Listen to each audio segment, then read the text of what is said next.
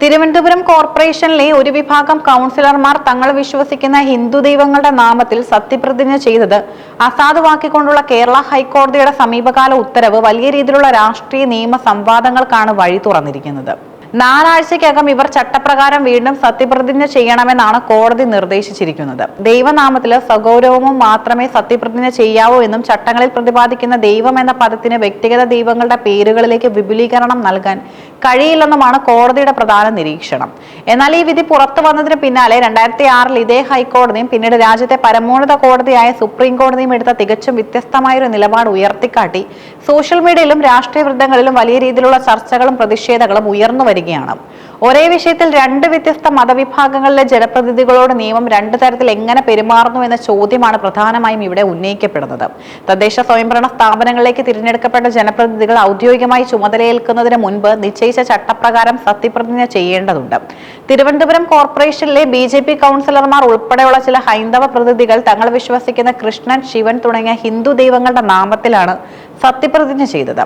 ഇതിനെതിരെ ഉയർന്ന ഹർജിയിലാണ് ഇപ്പോൾ ഹൈക്കോടതിയുടെ ഉത്തരവുണ്ടായിരിക്കുന്നത്. കോടതിയുടെ കണ്ടെത്തലുകൾ പ്രധാനമായും ഇവയാണ്. കേരള മുനിസിപ്പാലിറ്റി ആക്ട് പ്രകാരം സത്യപ്രതിജ്ഞയ്ക്ക് 2 കൃത്യമായ ഓപ്ഷനുകളാണുള്ളത്. 1 ദൈവനാമത്തിൽ, 2 സഗൗരവം. ദൈവം എന്ന പൊതുവായ വാക്കിന് നിയമത്തിൽ വ്യക്തമായ അതിർവരമ്പുകളുണ്ട്. എല്ലാവരും ഒരേ ദൈവത്തെയാണ് കാണുന്നതെന്ന ആചാരപരമായ നിരീക്ഷണം മുൻനിർത്തി ഓരോരുത്തർക്കും ഇഷ്ടമുള്ള ദൈവങ്ങളുടെ പേരുകൾ ഇതിലേക്ക് കൂട്ടിച്ചേർക്കുന്നത് ചട്ടലംഘനമാണ്. അതിനാൽ ചട്ടത്തിൽ നിർദ്ദേശിച്ചിട്ടുള്ള വാചകങ്ങൾ കൃത്യമായി പാലിക്കാതെ ഈ സത്യപ്രതിജ്ഞ നിയമപരമായി നിലനിൽക്കില്ല. നിലവിലെ വിധിക്കെതിരെ സംഘപരിവാർ സംഘങ്ങളും രഞ്ജിത്ത് വിശ്വനാഥ് ഉൾപ്പെടെയുള്ള സോഷ്യൽ മീഡിയ പ്രൊഫൈലുകൾ പ്രധാന ആയുധമാക്കുന്നത് 2006 കേരള നിയമസഭയിൽ നടന്ന ഒരു സംഭവം അതിന്മേലുണ്ടായ കോടതി വിധിയുമാണ്. 2006 കേരള നിയമസഭാ തിരഞ്ഞെടുപ്പിന് ശേഷം മുസ്ലിം ലീഗിന്റെ 11 MLA-മാർ അല്ലാഹുവിന്റെ നാമത്തിൽ സത്യപ്രതിജ്ഞ ചെയ്യുകയുണ്ടായി.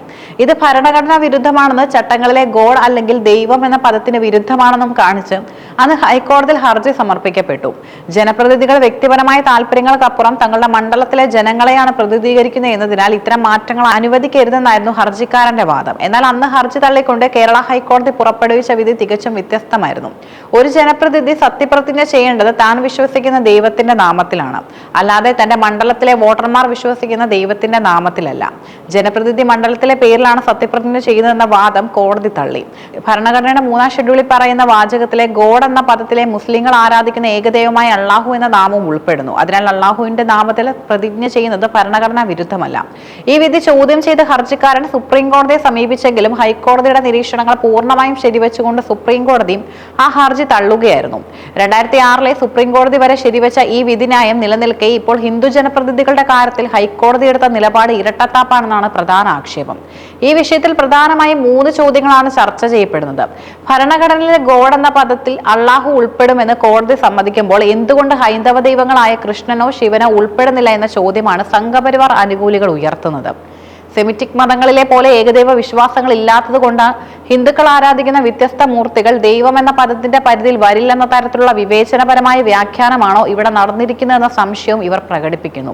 കേരളത്തിലൊരു ഹൈക്കോടതി മാത്രമായിരിക്കെ ഒരേ സ്വഭാവമുള്ള 2 വിഷയത്തിൽ എങ്ങനെയാണ് വിരുദ്ധമായ 2 വിധികൾ ഉണ്ടാകുന്നതെന്ന ചോദ്യവും ശക്തമാണ്.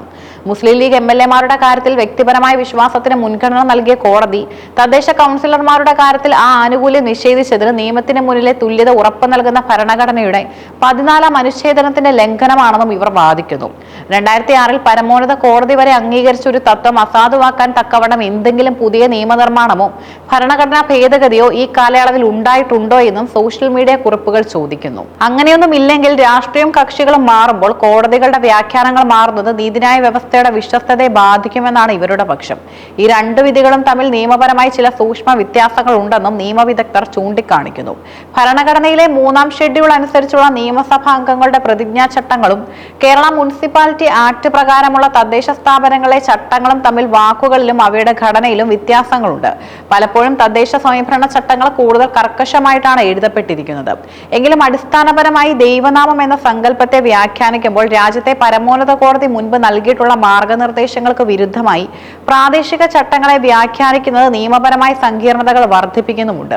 തിരുവനന്തപുരം കോർപ്പറേഷനിലെ സത്യപ്രതിജ്ഞാ വിവാദം കേവലം ഒരു പ്രാദേശിക ഭരണകൂടത്തിലെ തർക്കമല്ല, മറിച്ച് ഇന്ത്യൻ ഭരണഘടന വിഭാവനം ചെയ്യുന്ന മതസ്വാതന്ത്ര്യത്തിന്റെയും നിയമത്തിന് മുന്നിലെ തുല്യതയുടെയും വിശാലമായ തലങ്ങളെ തൊടുന്ന ഒന്നാണ്. 2006 അല്ലാഹു വിധി നൽകിയ നിയമപരമായ പരിരക്ഷ ഞങ്ങൾക്കും ബാധകമാണെന്ന വാദവുമായി കൗൺസിലർമാർ സുപ്രീം കോടതിയെ സമീപിക്കാനാണ് സാധ്യത. ഒരേ നിയമം രണ്ടു തരം ജനവിഭാഗങ്ങൾക്ക് രണ്ട് രീതിയിൽ ബാധകമാകുന്നത് നീതിനിഷേധമാണെന്ന പൊതുവികാരം ശക്തമാകുന്ന സാഹചര്യത്തിൽ പരമോന്നത കോടതിയിൽ നിന്ന് ഈ വിഷയത്തിൽ കൃത്യമായ ഒരു വ്യക്തത ഉണ്ടാകേണ്ടതും അനിവാര്യമാണ്.